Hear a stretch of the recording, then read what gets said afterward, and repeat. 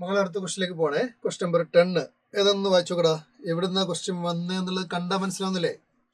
Let modulus z conjugate minus I divided by 2 into z conjugate plus I is equal to 1/3 where z is a complex number. Z belongs to C. The equation of the circle with the center at C. അപ്പോൾ ഇതൊരു equation of circle ആണ് വിത്ത് centre at C ആണെന്ന് പറഞ്ഞിട്ടുണ്ട്. If the area of the triangle whose vertices are at the point 00 C എന്ന് പറഞ്ഞാൽ എന്താ? Centre of the circle ആണ്. ആ പോയിന്റ് നമുക്ക് കണ്ടുപിടിക്കേണ്ടതുണ്ട്. And alpha comma 0. അപ്പോൾ ട്രയാങ്കിളിന്റെ വെർട്ടീസസ് ഒന്ന് ഒറിജിൻ ആണ്, 0,0 ആണ്. പിന്നെ ഒന്ന് സർക്കിളിന്റെ സെന്റർ ആണ്. ആ സെന്റർ നമുക്ക് അറിയില്ല, നമ്മൾ കണ്ടുപിടിക്കണം. പിന്നെ ഒന്ന് ആൽഫ കോമ 0 ആണ്. തീർച്ചയായിട്ടും സെന്റർ നമുക്ക് ഇതിൽ നിന്ന് കിട്ടും. അപ്പോൾ അത് പിന്നെ നമുക്ക് അതിൽ പ്രത്യേകിച്ച് കൺഫ്യൂഷനോ കാര്യങ്ങളൊന്നുമില്ല. സെന്റർ കൃത്യമായിട്ട് ഇതിൽ നിന്ന് പോയിന്റ് ആയിട്ട് കിട്ടും. പക്ഷെ ആൽഫ കോമ 0 ആൽഫ എന്ന് പറയുന്നത് നമുക്ക് അറിയില്ല, മിസ്സിംഗ് നമ്പർ ആണ്. അപ്പോൾ ഇതിന്റെ ഏരിയ എന്ന് പറയുന്നത് ട്രയാങ്കിളിന്റെ area with vertices, these vertices എത്രയാണ് ഫോം ചെയ്യുന്നത്? 11 ആണ്. 11 സ്ക്വയർ യൂണിറ്റ് ആണെങ്കിൽ ആൽഫ സ്ക്വയർ എന്താണെന്നാണ് ക്വസ്റ്റ്യൻ. ഇത് കോംപ്ലക്സ് നമ്പർ എന്നുള്ള ചോദ്യമാണ്. ഇപ്പം ഇതിന്റെ നിലവാരം എന്താണെന്ന് ചോദിച്ചു കഴിഞ്ഞാൽ പറയുകയാണെങ്കിൽ ഒരു ആവറേജ് ക്വസ്റ്റ്യൻ എന്ന് പറയാം. കാരണം ഹൈ ഡിഫിക്കൽട്ടി ഒന്നുമല്ല. ഇത് ചെയ്യുന്ന സമയത്ത് നമുക്കൊരു ഡിഫിക്കൽട്ടി ഒരു തരത്തിലും ഫീൽ ചെയ്യില്ല. സർക്കിളിന്റെ ഒരു ഐഡിയ ഉണ്ടാവണം. പിന്നെന്താണ് കോംപ്ലക്സ് നമ്പറിൽ എന്താണ് റിയൽ പാർട്ട്, ഇമാജിനറി പാർട്ട്, അതിന്റെ മോഡുലസ് കാണുന്ന ഐഡിയ, ഇത്രയും കാര്യങ്ങൾ ഇതുമായി ബന്ധപ്പെട്ട് നമ്മൾ അറിഞ്ഞിരിക്കണം. പിന്നെ തീർച്ചയായിട്ടും ഏരിയ ഓഫ് ട്രയാങ്കിൾ നമുക്കറിയാലോ. വെരി ബേസിക് ആയിട്ടുള്ള ഫോർമുല വെച്ചുകൊണ്ട് നമുക്ക് ഏരിയ കാൽക്കുലേറ്റ് ചെയ്ത് കഴിഞ്ഞാൽ നമുക്ക് ആൽഫയുടെ വാല്യൂ കിട്ടാവുന്നതാണ്. അപ്പോൾ ഇതിന്റെ കോൺസെപ്റ്റ് അത്രയേ ഉള്ളൂ. സംഭവം വളരെ നിസ്സാരമായിട്ടുള്ള കാര്യങ്ങളാണ്. എല്ലാം ബേസിക് ആയിട്ടുള്ള ഐഡിയാസുകളാണ് ഇവിടെ യൂസ് ചെയ്യേണ്ടത്. ഓക്കെ. പക്ഷേ എന്താണെന്ന് വെച്ചാൽ നമ്മളെ സിംപ്ലിഫിക്കേഷൻ എങ്ങനെയാണെന്നുള്ളത് നമ്മളുടെ പ്രാക്ടീസ് അനുസരിച്ചിരിക്കും. അപ്പോൾ നമ്മൾ ക്വസ്റ്റ്യൻ നന്നായിട്ട് ചെയ്ത് പഠിച്ചവരാണെങ്കിൽ നമുക്ക് വേഗത്തിൽ തന്നെ ആൻസർ ചെയ്യാൻ പറ്റും. സപ്പോസ് നമ്മൾ അത്ര അങ്ങനെ ചെയ്യുന്നില്ല, ഒരു ക്വസ്റ്റ്യൻ ഒരു ഒറ്റ പ്രാവശ്യമൊക്കെ ചെയ്യുന്നുള്ളൂ, എന്നിട്ട് നമ്മൾ അടുത്ത ക്വസ്റ്റിലേക്ക് ഇങ്ങനെ പോവാണ്, അങ്ങനെ പോയിക്കൊണ്ടിരിക്കുന്ന ആളെ സംബന്ധിച്ച് സമയം എടുത്ത് ചെയ്യേണ്ടി വരും. ഓക്കെ.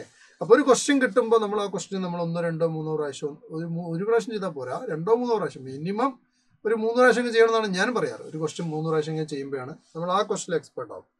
അങ്ങനെ ചെയ്ത് വരുമ്പോഴത്തേക്കും എന്തായി സ്വാഭാവികമായിട്ടും വളരെ സ്പീഡിൽ ചെയ്യാൻ കഴിയുന്നതാണ് ഞാൻ പറയുന്നത്. ഓക്കെ. അപ്പോൾ നമ്മൾ ഇവിടെ ഈ സർക്കിളിന്റെ സെന്റർ അറിയണ്ടേ? അപ്പോൾ സെന്റർ അറിയാൻ വേണ്ടി നമ്മൾ ചെയ്യുന്നൊരു മെത്തേഡ് എന്ന് പറഞ്ഞാൽ, പ്രത്യേകിച്ച് ഇങ്ങനത്തെ ക്വസ്റ്റ്യൻ വരുമ്പോൾ നമ്മൾ സെഡിന് x+iy എന്ന് ഒരു കൊടുക്കുകയാണ്, ഒരു കോംപ്ലക്സ് നമ്പർ എടുക്കുകയാണ്. അപ്പോൾ നിങ്ങൾക്കറിയാം ഇതിന്റെ കോൺജുഗേറ്റ് എന്ന് പറഞ്ഞാൽ നിങ്ങൾക്കറിയാം x-iy ആണ്. നമുക്ക് മോഡുലസിനെ നമുക്ക് മോഡുലസ് ഓഫ് z1/z2 എന്ന് പറഞ്ഞാൽ മോഡ് z1/z2 അല്ലേ? നമുക്ക് സെപ്പറേറ്റ് മോഡുലസ് എടുക്കാം അല്ലേ? അപ്പോൾ നാളെ മോഡുലസ് z കോൺജുഗേറ്റ് -i. ഞാൻ ഇത് മാത്രമേ പറയുന്നത്, z കോൺജുഗേറ്റ് -i. എന്താ ഈ z കോൺജുഗേറ്റ് എന്ന് പറഞ്ഞാൽ ഇവിടെ നമ്മൾ എഴുതിയിട്ട് x-iy ആണ്. അപ്പോൾ അതിന് i കുറയ്ക്കുക. അപ്പോൾ ഇത് ആക്ച്വലി എന്താ വരിക? x minus of. അപ്പോൾ -iy x-iy -i ആണ്. അതിൽ -i നമ്മൾ പുറത്തെടുത്ത് കഴിഞ്ഞാൽ x - y+1 എന്നാണ് വരിക. അതിന്റെ മോഡുലസ് താഴെ modulus 2 into z bar plus i ആണ്. 2 into z bar plus i എന്ന് പറയുമ്പോൾ 2x ആണ് റിയൽ പാർട്ട്. പിന്നെ 2iy ഉണ്ടാവും, പ്ലസ് ഒരു i ഉണ്ടാവും. അതിൽ നമുക്ക് ഒരു iനെ പുറത്തെടുത്ത് കഴിഞ്ഞാൽ പിന്നെ വരുന്നത് എന്താണ്? -2y + 1 അല്ലേ? -2y + 1 ആണ്. അപ്പോൾ നമുക്കൊരു -iനെ പുറത്തെടുത്ത് കഴിഞ്ഞാൽ -iനെ പുറത്തെടുത്ത് കഴിഞ്ഞാൽ എന്ത് വരും? 2y - 1 എന്നാണ് വരിക. ഓക്കെ. ദിസ് ഈക്വൽ ടു 1/3 ആണ്. എടാ ഈ മോഡുലസ് ഓഫ് x+iy എന്ന് പറഞ്ഞാൽ എന്താ? √(x² + y² അല്ലേ? Real part square plus imaginary part square ആണ്. അപ്പോൾ ഞാൻ രണ്ട് സൈഡും റൂട്ടൊക്കെ വരും, ഞാൻ സ്ക്വയറിങ് ചെയ്തിട്ട് എഴുതുന്നത്. സോ x² പ്ലസ് എന്ത് വരും? y+1 whole square. പിന്നെ ആ 3 ഇങ്ങോട്ട് ക്രോസ് മൾട്ടിപ്ലൈ ചെയ്ത് ആ 3 അല്ല, സോറി 9 വരിക. Not 3, it is 9. ഓക്കെ. എന്താ വരിക? 9 ആണ് വരിക. So 9 into this. എടാ മോഡുലസ് എന്ന് പറഞ്ഞാൽ റൂട്ട് ആണ് കേട്ടോ. ഞാൻ രണ്ട് സൈഡ് എന്ത് ചെയ്യുന്നുണ്ട്? രണ്ട് സൈഡ് സ്ക്വയറിങ് ചെയ്യുന്നുണ്ട്. ഓക്കെ. രണ്ട് സൈഡ് സ്ക്വയറിങ് ചെയ്യുമ്പോൾ റൂട്ട് പോയിട്ട് real part square plus imaginary part square വരും ലെഫ്റ്റ് സൈഡ്. റൈറ്റ് സൈഡിൽ വരിക, സോറി ലെഫ്റ്റ് സൈഡിൽ അത് വരും. പിന്നെ ഡിനോമിനേറ്റർ ഉണ്ടാവും. റൈറ്റ് സൈഡിൽ 1/9 ആണ്. ഞാൻ അതിനെ ക്രോസ് മൾട്ടിപ്ലിക്കേഷൻ ചെയ്തു. അപ്പോൾ 9 into എന്നാണ് വരിക. And other side is 4x² അല്ലേ? പ്ലസ് എന്താ വരിക? 2y - 1 whole square. മോഡുലസ് എടുക്കുമ്പോൾ നമ്മൾ എപ്പോഴും എന്താണ്? √(x+iy) ആയിക്കോട്ടെ, √(x-iy) ആയിക്കോട്ടെ, മോഡുലസ് എന്ന് പറഞ്ഞാൽ √of real part square plus imaginary part square കേട്ടോ. Real part square plus imaginary part square, whether it is x-iy or x+iy, whatever it is, we always √(x² + y² ആണ്. So there is no negative. So this will be 9x² plus y+1 whole square expand ചെയ്യുമ്പോൾ y² എന്ന് പറയുമ്പോൾ 9y² വരും. Plus 2y into 9 means 18y വരും. Plus 1 into 9 is 9 is equal to, പിന്നെ ഞാൻ ഇപ്പുറം കൊണ്ടുവരികയാണ്, -4x² -4y², പിന്നെ ഒരു പ്ലസ് 4y ഉണ്ടാവും, -1 ഉണ്ടാവും. ഓക്കെ, ഇപ്പം 9x² എന്ന് 4x² കുറച്ച് കഴിഞ്ഞാൽ എന്താ കിട്ടുക? 5x² കിട്ടും. 9y² - 4y² is 5y². Okay, 5y² plus there is an 18y. 18y plus 4y is 22y. Yes, 22y. Then 9 minus 1 is 8 plus 8 and that's equal to 0. But remember one thing, if you want to calculate the center of the circle or radius, whatever it is, you should make the coefficient of x² and y² as unity. x² y² coefficient 1 ആയിരിക്കണം. There is a coefficient 5.